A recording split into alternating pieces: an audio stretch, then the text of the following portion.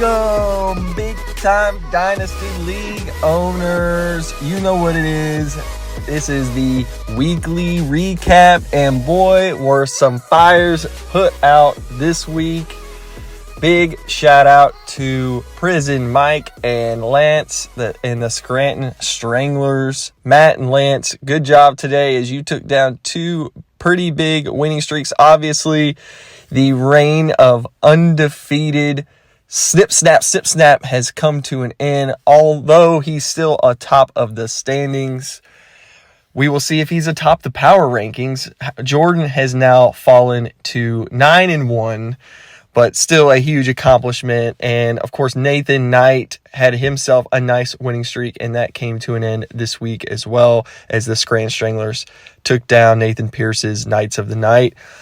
So we had we didn't have really many close matchups this week, but we have some things to talk about. So let's dive right into these power rankings. Okay, so power rankings are as follows. Jordan Smithline's Snip Snap still remains at the top at number 1. That shouldn't be much of a surprise. 9-1. Congrats again, Jordan. Still number 1 in the power rankings and has been for several weeks now. Number 2 is Lance's Scranton Stranglers at 6-4. Followed by Kyler Parkinson's Bums from the Dock at number 3, although the number 2 and 3 spot is very close. It could almost be a coin flip as to how close it is. The number 4 spot, Frank's Team Uncle Creepy's at 7-3. And then Jake Bishop's team, Big Boobs, at 6-4 at number 5, getting some respect, finally put some respect on his name. Dropping all the way down to number 6 is Nathan Pierce's Knights of the Night, also at 6-4, followed by Matt Washon's Prison Mike at 4-6. Then myself, Captain Bruisin, also at 4-6 at number 8. Then JT's team at 1-9 at number 9, and Nate Hyde's Jan's Cans also at 1-9, rounding out the bottom of the power rankings. And with that, let's go right into the rundown. Hey, you know what? Do you have a rundown that I could take a look at just so I know what type of rundown you're looking for? Just keep it simple. Keeping it simple, that's what I'm doing. But I am working hard on this one, real hard. You're working hard on this? No, not too hard, not harder than I should. Right. I mean, why work harder than you should? No,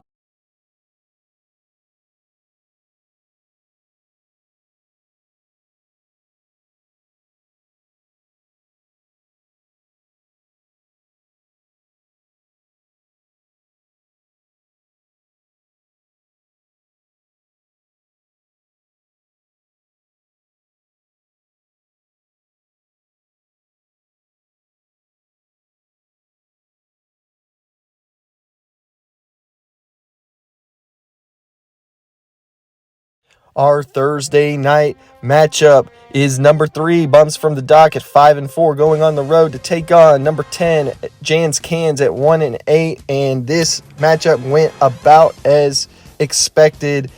Kyler Parkinson's Bums from the Dock takes care of business, although it was closer than anticipated. Kyler takes a 143 to 121 point win. Kyler's team gets big contributions from Zeke as the Cowboys whipped up on the Falcons on Sunday with almost 20 points. Cooper Kupp gets a lot of garbage time on Monday night and finishes with 23 points. Tyreek Hill finishes with 26. Devontae Adams gets almost 15. And Justin Jefferson doing his thing with almost 23 points. On Nate's side, a valiant effort. Patrick Mahomes goes off finally with 37 points, getting 20 points from Mark Ingram and 21 points from D'Ernest Johnson. If anybody could have guessed that Mark Ingram and Ernest Johnson in Week 10 would score over 20 points each. Nobody would have believed them, but hey, what do you know? After that, Dan Arnold picks up almost 14 points, and his kicker finishes with 11. He does get only 1 point from T.Y. Hilton, A.J. Green, and 2.5 points from Dalton Schultz. So, yeah, that's not going to get it done, but Kyler moves to 6-4 and solidifies his spot here in the top 4 again this week. Moving on to the 1 p.m. matchup, we have Team Uncle Creepies at 6-3, going on the road to take on JT at 1-8, and it was a beatdown. Frank wins 168-117. Frank scores the most points this week, getting big contributions from his running backs. Ramondre Stevenson with 27 and Dalvin Cook with almost 21. Deebo Samuel having a night on Monday Night Football with 32.3 points, and CeeDee Lamb also having quite a day with 28.6 points. He also gets 11.5 from Adam Thielen and 13.4 from Elijah Moore. On JT's side, Jalen Hurts just keeps on scoring with 17.4 points. Michael Carter picks up a big game again with 18.2 points. Devonta Smith with 22.6. And Mark Andrews picks up 18.3 points. Not enough, though, to beat Uncle Creepies. Uncle Creepies moves to 7-3. JT moves to 1-9. And we move to the 4 p.m. game. And that is the biggest upset of the week. Prison Mike at 3-6, going on the road to take on the 9-0 undefeated Jordan Smithline. Snip, snap. And it was a beat down of the highest order. Prison Mike beats Jordan Smithline 130-85, getting up big performances from Josh Allen again with almost 25 points, and Jonathan Taylor just continues to be the man this year, gets 24.6 points. Christian Kirk gets almost 13. Hunter Renfrow having a good season with 17.6 points. Mike Evans picks up 16 points, and his kicker also picks up double digits and scores 10 points. On Jordan's side, it was a rough day. Lamar Jackson does score 15.5, and so does Rashad Bateman. Also picks up 14 points. Michael Pittman also picks up 12 points. And outside of those three guys, nobody scores double digits on his team. TJ Hawkinson gets shut out with only 1 target. The game goes to overtime, and TJ Hawkinson doesn't even finish with a single point. That is part of the reason why Jordan goes down and gets his first loss of the season. And we move to our Sunday night matchup as Nathan Pierce's Knights of the Night goes on the road to the number 2 team, Scranton Stranglers. Knights of the Night at 6-3, going on the road to the 5-4 Scranton Stranglers. And we have another mild upset. I say mild because Lance has a really good team, and he was also higher in the power rankings. However, Nathan Pierce was on a big-time winning streak, and that came to an end this week as Lance picks up the 119-93 victory. Lance moving to 6-4. Knights of the Night falls to 6-4, and Lance gets big performances from Najee Harris. DeAndre Swift does pick up a 16.5 point total. Najee scores 17. Chris Godwin, a little banged up, but still puts up almost 13 points. Travis Kelce does his thing and puts up almost 20. And Harrison Butker, his kicker, picks up over double digits with 11 points. Even though he gets the win, he had some real struggles in his lineup, but it doesn't matter as Nathan Pierce struggles even more as he only scores 93 points, only getting 10 from Teddy Bridgewater. James Robinson does pick up 18.4 points, and Keenan Allen does score 17.8. Outside of that, it's a lot of single-digit points for Nathan Pierce's Knights of the Night, and that is why he loses. And with that, we move on to Monday Night Football as Captain Bruisin travels to number 7, Big Boobs. Captain Bruisin needed a win at 4-5 to stay in the contention. Big Boobs needed a win to get into the top part of the standings and gain some respect, at least in the power rankings, and boy, does he ever. Captain Bruisin falls victim to the largest margin of victory of the week. Jake's Big Boobs moves to 6-4. Captain Bruisin loses and moves to 4-6. Jake gets the 161-96 point victory. And that is with Matthew Stafford only getting 9.8 points, but he does get big-time performances from Leonard Fournette with 17 and Stephon Diggs with 32.2 points. George Kittle puts up another good week with 16 points, and Darrell Williams of the Kansas City Chiefs puts up almost 30 points, 29.4 points for him. And CMC looks to be back as he goes for 26 points. Captain Bruce and myself does get decent performances from James Conner with 15. Aaron Jones goes out with an injury, but not before he scores 12. Jalen Waddle picks up 10. Deontay Johnson with a huge, costly fumble at the end of his game with only 12 points. And Terry McLaurin also putting up almost 12 points. Outside of that, a lot of just sort of duds on the week. And that is why I lose and move to 4-6. And that is your weekly rundown. All right, fellas. Well, we talked about the power rankings. We went through the matchups. Let's talk a little bit about league standings and where we sit in with everything at this point. We've played 10 weeks of fantasy football. Can you believe it, guys? 10 weeks have gone by. It feels like it's gone by so quick. And let's talk a little bit about where the league sits in terms of points scored and standings and all that fun stuff. Jordan is also number 1 in league standings as well as power rankings at 9-1, followed by Frank's team. Team Uncle Creepy's does not scratch the top 4 in the power rankings, but is number 2 in the standings, and that is really where it matters. Number 3 is Kyler's team, Bums from the Dock, sitting at 6-4. Lance's team, Scrant Stranglers, at the number 4 spot, also at 6-4. Followed by Jake's Big Boobs. So look at that. At the end of the day, 10 weeks in, Jake's team is got the same power ranking as the league standings. It all generally works out at the end. And then Nathan Pierce's team, Knights of the Night, also at 6-4.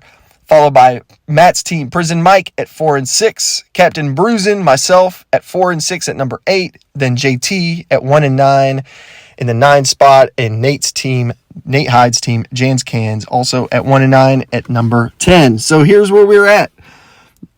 10 weeks in, 4 weeks left to play as the playoffs start in week 15. Jordan has a nice, secure lead in the number 1 spot at 9-1. It is not completely clinched that he's the number 1 spot. He does have to keep winning, but looks okay. Then you have Frank on it with a game up on the next several teams at 7-3. Then you have 4 teams at 6-4. Kyler, Lance, Jake, and Nathan Pierce all at 6-4. And only 4 teams can be in the playoffs. So this could get very interesting as the next few weeks ensue. And then you have myself and Prison Mike at 4-6. Possibly still contending, although it will be difficult. We'll hear more from Matt Washawn in just a second. Teaser. Anyway, with that said, let's get into some of the points scored. So after 10 weeks, there is one team who is at the top of points scored, and it is not Jordan, nor is it Frank. It is Kyler Parkinson's Bums from the Dock with 1,497 points. Followed by Jordan's team at 1,471, and then followed by Scranton Stranglers with 1,463. That just goes to show you that fantasy football is a little weird sometimes, and sometimes you need to catch some breaks, and a lot of these teams certainly have, including Jordan's team, who has the lowest points against of any team, and that is why he is 9-1. Although he's also second point scored. So well done again, Jordan, and well done, Kyler, for being in the lead for points scored, even though you are third in the... It's Paul Johnson right there. Ruined our program, and that's all right. He's still here. And after further review of our league matchups, we have a first for this season. There is no obvious or deserving identifiable candidate or player for ruin the program this week. Every single matchup wasn't very close, and the two that were kind of close, the teams that lost, really either had multiple guys come way under projection, or hey, they just deserved the loss. I mean, there really wasn't any ruin the program type of performance from any individual. So for the first time this season, no ruin the program award. Hey, I'm just here so I don't get fined. So y'all can sit here and ask me all the questions y'all want to. I'm going to answer with the same answer, so y'all can shoot if y'all please. I'm just here so I won't get fined. Time. All right. Welcome back, everybody, to a growing in popularity segment, the guest interview for our weekly recaps. And today I have with Sean, owner of Prison. Welcome to the weekly recap. How are you feeling today? I'm feeling great. Fantastic. Awesome. Well, it's no surprise. I think everybody knows at this point, but Matt, you took down the number one team, a guy who is 9-0 heading into this week in Jordan Smithline's snip, snap, snip, snap. How are you feeling after that win, giving him his first loss of the season? Well, I got really tired of seeing the little fire under his team name all week. Every time I was checking the matchup, just reminded of it, and so I had to bring out the fire hose on him. And that's right, man. And the fireman's coming. That's right, man. I mean, I like the new nickname. Maybe Prison Mike can also be the fireman at the same time. So love the nickname. Big win for you now as you are 4-6, which is an interesting place to be. I'd love to get your insight on how you are viewing the rest of the season. Right now, you have 5 games left. Your next matchup is against me, and then you have Jake, Frank, JT, and Kyler. So I think it's a healthy mix of teams who are probably out of it and teams who are in front of you. You got a bunch of 6-4 teams in front of you, only 4 spots. What is the strategy? What is the game plan for Prison Mike for the rest of the season? So honestly, we're not where we want to be. 4-6 is less than ideal. I know that my team can put up points. I've got 4th most points in the league, so there's no problem there. I really think these 6-4 teams ahead of me, they really need to get it together. I mean, with 5 games left, it's not really out of the realm of possibility for either me or you to make a comeback and knock one of these complacent teams out of there. I got some guys that are getting healthy. Saquon Barkley's healthy. Miles Sanders should be coming back. So I think at full potential, my team is dangerous. I mean, I would agree. Your team, looking at your roster, before preparing for this interview, you have some guys. I mean, clearly the strength of your team is in your running back position. Tell me who has been Jonathan Taylor has been an absolute stud for you. Looks like one of the best players in all fantasy football. Who's the guy on your team that you've been pleasantly surprised with, and who's the guy on your team that you've been pretty frustrated with? So Jamar Chase for sure. Y'all let me get him. What was the 7th or 8th pick? 7th pick. This would be a good time to rub it into all of our faces. Oh yeah, I'm definitely going to. With me, when it comes to drafting, I actually watch these guys play in college. I don't base my draft strategy off of Skip Bayless's hot takes like some of these guys. I don't know how many reports I heard. Oh, Jamar Chase can't catch footballs. The ball's too big. He's going to be a bust. Okay, obviously you didn't watch him play in college. You went the safe route and it blew up in your face. So I'm super happy about that. Kind of under the radar guy is Hunter Renfrow. He's been steady, giving me double digit fantasy points. Solid slot receiver for the Raiders, especially with what's his name going to prison. Kind of opens it up for him. No big Um, deal. yeah. Yeah. And then Mike Evans, who I got, in that trade from Lance.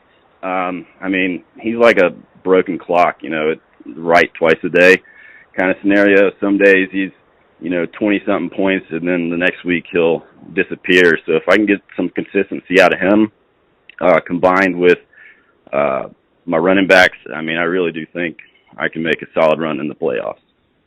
I think you're right. Hunter Renfrow on the season now is the 27th ranked wide receiver. I can't believe I'm saying that. He has scored over 10 points in every game this year except one. That is pretty remarkable for a guy that I don't think anybody had on their draft boards, at least in the first couple of rounds when he came out. So kudos to you on your roster construction and some of the trades, like you said, that you've made. You got Saquon coming back. Miles Sanders, if they decide to run him the ball use him when he comes back, that might be a big pickup for you. So it'll be interesting to see what turns out. Like I said, your schedule, you got a few good matchups in terms of difficulty, and then you got a couple of stinkers facing, myself, Toby, and some others. So yeah, it could be very interesting for Prison Mike. And like you said, you scoring points is not your problem at all. So with that being said, who is a team that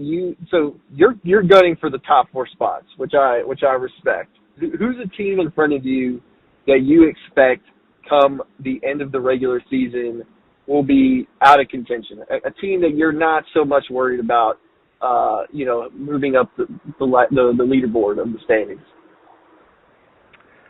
Ahead of me, I honestly feel like Kyler's team is overrated. I mean, he's got really good wide receivers. I mean, I'll give him that. I mean, he was just straight up gifted a playoff team, but with 4 losses in that roster, I mean, I'm not at all concerned about him. I mean, I think the cream will rise to the top, and he'll be sitting at home, watching the rest of us work in the playoffs. But yeah, I mean, anyone that can confidently start Alex Collins in the roster is absolutely no threat to me. So. All right. Well, you heard it here. Bums from the Dock is being put on notice as an overrated team, and we'll see how that plays out. You have a chance to play him directly as it is your last game of the season, so that could be a very intriguing matchup. Yeah, I've got that one circled. Okay. All right. I like it. I look forward to the most. Is there any single person or the entire league a message you would like to say to anyone or everyone as we close out this weekly guest interview? No, I mean, I don't really have anyone. I already called out the one guy I wanted to call out. I'm calling the JT upset this week over Bums from the Dock. Look at JT's team. He's actually got a pretty decent young team, and I think they put it together so we can get the win. But no, I'm not worried about anybody. We're just out there playing. All right, roll the ball there. You'll play whoever's in front of you. I like the mentality. Prison Mike off a big win against Snap 4-6, looking for a streak of his own. Matt and Sean, thank you so much for the time. I hope you have a great day, and we'll talk soon. All right, thanks, man. You too. All right. Nothing can stop me. I'm all the way up. All the way up. I'm all the way up. I'm all the way up. Nothing can stop me. All right. Top performances, top scoring team, high performers in the Big Time Dynasty League in Week 10. And the top scoring team this week goes to Team Uncle Creepy's, Frank Bradfield's team. Well done. You scored the most points this week with 168 points. You are the top scoring team this week. Congratulations. You got big time points from several of your players in a decisive win over JT, in a much needed win. So now you are number 2 in the standings, Frank. So congratulations. And so now we'll move into the individual top performers. And so let's start with quarterback like we always do. And Patrick Mahomes is back at the top scoring quarterback spot with 37.2 points this week, followed by Dak with 26.3. So only one quarterback this entire week scored more than 30 points. That is Patrick Mahomes. Dak, Jordan's quarterback, with 26.3 points. And then Matt Washan's quarterback, Prison Mike, Josh Allen with 24.9 points in the 3 spot. Moving to running back, Jake Bishop's Big Boobs, Darrell Williams, top scoring running back with 29.4 points. This is a wacky week as all 3 running backs make their first appearance in the top scoring running backs in fantasy football for this week. Followed by JT's AJ Dillon. Welcome to the club. 27.8 points for him. Followed by Frank's team, Team Uncle Creepy's Ramondre Stevenson with 27.4 points. That's right. Darrell Williams, AJ Dillon, and Ramondre Stevenson are your top scoring running backs in fantasy football for week 10. On to wide receiver. Another Team Uncle Creepy's player, Deebo Samuel, at the top with 32.3 points as the top scoring receiver, followed by Jake's Big Boobs with Stephon Diggs scoring 32.2 points, and then another Frank wide receiver, Team Uncle Creepy's CeeDee Lamb with 28.6 points. On to tight end, Travis Kelce, a mainstay, the landlord, the owner of this category, 19.9 points, top scoring tight end for this week, followed by Matt's Prison Mike, Hunter Henry at 19.7, so just 0.2 points difference. And then JT's Mark Andrews, the third scoring tight end at 18.3 points. On to the kicker, and you know how it goes. The top scoring kickers in week 10, all 3 on the waiver wire. Zane Gonzalez with 17 points, outscoring a number of players this week. In fantasy football, at the top spot, Jake Elliott of the Eagles with 14 points, and then Joey Sly and Chris Boswell tied for third with 12 points. Neither are on a team, so both on the waiver wire with 12 points. And those are your top performers of the week. Look, trade deadline is at week 14. It's the week before playoffs, so you still got a few weeks if you want to make some moves. We have quite a collection of teams all vying for the top 4 spots. Only 4 make it, so best of luck to everybody. Hope everyone had a great week. Good luck this week, and we'll talk to you next week. Have a good one, everybody. Now where'd you get that platinum chain with them diamonds in it? Where'd you get that matching Benz with them windows tinted? Who them girls you be with when you be riding through? Man, I ain't got nothing to prove. I paid my dues, breaking the rules and shake fools while I'm taking the cruise. Tell me who's your... What do you think having a 37-year-old? We're on to Cincinnati. It's nothing about the past, nothing about the future. Right now we're preparing for Cincinnati.